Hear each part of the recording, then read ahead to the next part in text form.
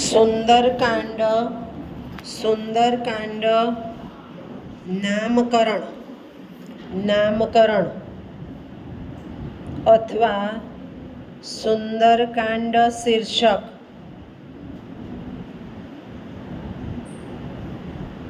અથવા સુંદરકાંડની પ્રસ્તાવના સમજાવો. નોંધ લખો. બંને રીતે પૂછાય. જનરલ ક્વેશ્ચન પણ પૂછાય, શોર્ટ નોટ પણ પૂછાય. બરાબર. હવે સમજી લઈએ. સુંદરકાંડ તો સુંદરકાંડ એ શેનો વિભાગ છે? રામાયણનો. કયો કાંડ છે? આ જનરલ નોલેજનો સવાલ આવ્યો. કેટલામો કાંડ છે સુંદરકાંડ? 5મો કાંડ છે. 5મો. રામાયણનો 5મો એ સુંદરકાંડ છે. જનરલ નોલેજના સવાલો આવી રીતે જ તૈયાર થાય. 8મા ધોરણથી MA સુધી જે ભણ્યા હોઈએ, ક્લાસમાં જેટલું પ્રેઝન્ટેશન આપણું હોય એટલું આપણને સ્પર્ધાત્મક પરીક્ષાની તૈયારી થતી જ જાય જોડે જોડે. તો સુંદરકાંડ એ 5મો કાંડ છે, રામાયણનો ભાગ છે અને શીર્ષક જોઈએ, નામકરણ જોઈએ તો આપણને ખબર છે કે સીતાજીનું રાવણે અપહરણ કરેલું છે, પણ રાવણે એને ત્રિકુટાચલ પર્વત, પાછો જનરલ નોલેજનો સવાલ આવ્યો, ક્યાં રાખ્યા હતા? ત્રિકુટાચલ પર્વત પર. બરાબર. તો જો હવે ત્યાં રામાયણ અને મહાભારત અને વેદ એવા છે કે જેમાંથી આપણે અનેક આધારો લઈ શકીએ, જેટલા લેવા હોય એટલા. ત્યાં રાવણ ભલે રાક્ષસ રહ્યો, ભલે રાજા રહ્યો, ભલે 10 માથાળો એટલે બળવાન રહ્યો, પણ એને ખબર છે કે સીતા માતાને આપણે સાચવવા પડે એટલે જુદા ત્રિકુટાચલ પર્વત પર રાખ્યા છે. સમય અને સમાજ બતાવે છે કે એ સમયે સમાજ કેવો હતો. અત્યારે તો બાજુવાળાના ઘરમાં જ આપણે ડોકિયા કાઢીએ કે કોણ રહે છે ને કોણ ગયું કોણ આવ્યું. હવે આ ત્રિકુટાચલ પર્વત કેવો છે? અત્યંત સુંદર છે. નૈસર્ગિક સુંદરતા બહુ છે. આપણે ઘણીવાર અશોક વાટિકાનું દ્રશ્ય જોઈએ છે તો પાછળ બહુ બધી સુંદરતા દેખાય છે.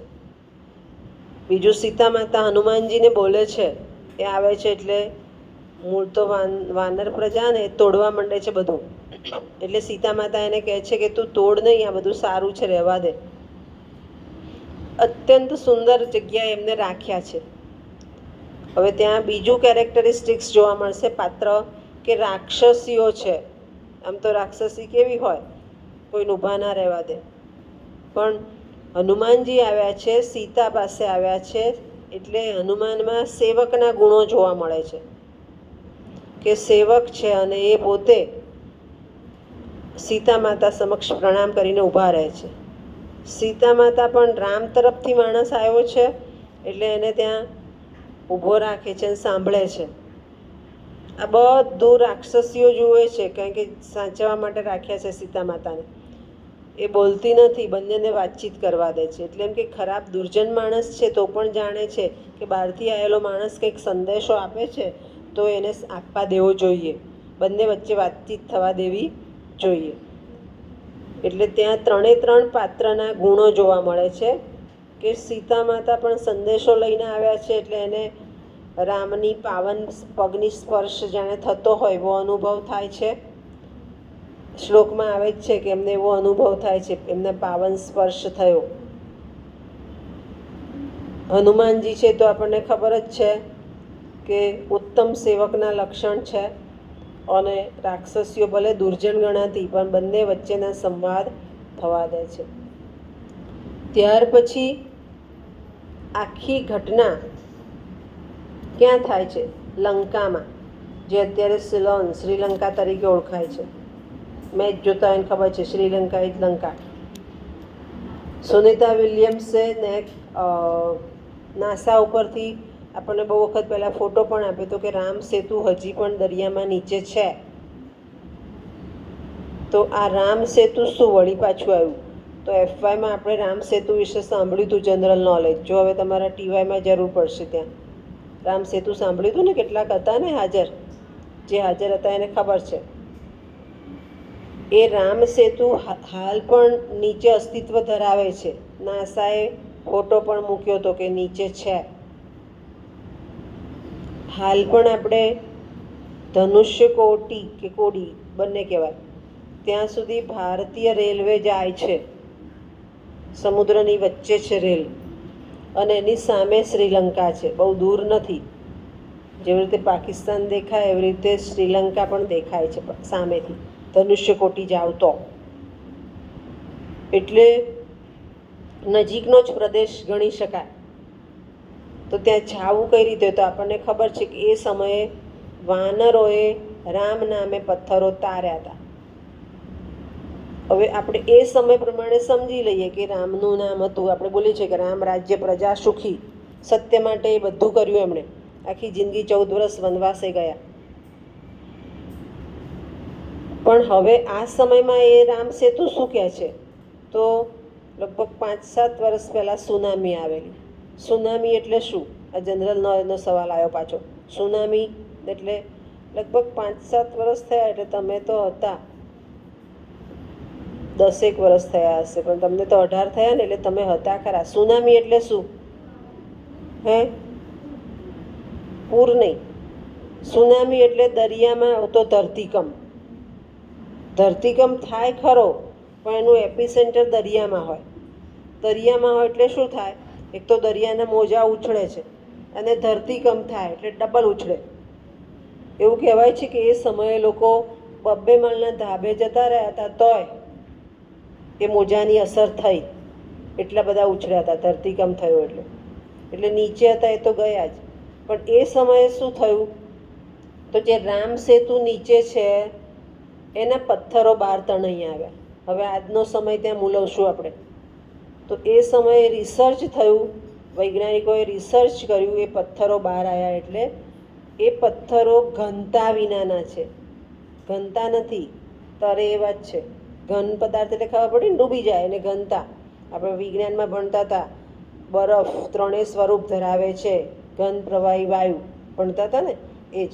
તો એમ કે આ જે પથ્થરો નીકળ્યા સુનામી વખતે બહાર, એ ઘનતા વિનાના છે. ઘનતા નથી એટલે સરળતાથી એને તરી શકે, અને તરી શકે એટલે એ પુલ બની ગયો હશે. એ રિસર્ચ હમણાં થયું સુનામી વખતે કે આ પથ્થરો કેવા છે. તો આ સુંદરકાંડના શરૂઆતમાં જ આપણને આ બતાવ્યું છે. ત્યાર પછી જે હું વાત કરું છું કે આ રામ સેતુ બન્યો, તો એક દ્વીપથી બીજા દ્વીપ જવાનું છે. ધનુષ્ય કોટી સુધી આપણી રેલવે જાય છે. દેટ મીન્સ ત્યાં સુધી આપણે પગપાળા જઈ શકીએ છીએ. ત્યાર પછી જવાનું છે લંકા. તો રામ સેતુ બનાવ્યો. તો રામ સેતુ બનાવ્યો, રામ નામે જતા પણ રહ્યા. આપણે માનીએ કે ઘનતા વિનાના પથ્થર હતા એટલે તરતા હતા એટલે જઈ શકાયું. પણ એ દ્વીપનું નામ શું? તો એ દ્વીપનું નામ, દ્વીપ એટલે આજુબાજુ વસ્તી હોય, આજુબાજુ સમુદ્ર હોય, વચ્ચે વસ્તી હોય, અને દ્વીપ કહેવાય. બેટ દ્વારકા ગયા છો? બેટને દ્વીપ કહેવાય. બેટને દ્વીપ કહેવાય. આજુબાજુ પાણી હોય, વચ્ચે વસવાટ હોય, અને દ્વીપ કહેવાય. તો એ દ્વીપ સુધી ધનુષ્ય કોટી દ્વીપ છે, આજુબાજુ સમુદ્ર છે, છેક સુધી આપણે જઈએ છીએ વચ્ચે. એટલે એ દ્વીપ છે. દ્વીપનું નામ શું? તો એનું નામ છે સુંદ. સુંદ દ્વીપ. ત્યાં રામ સેતુ પર સેતુ થયો.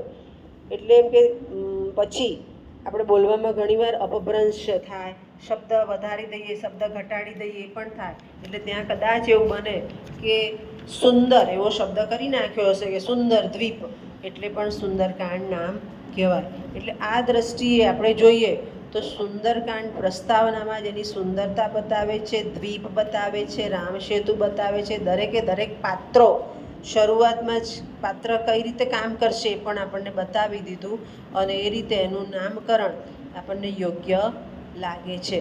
ખ્યાલ આવી ગયો? સમજ પડી ગઈ?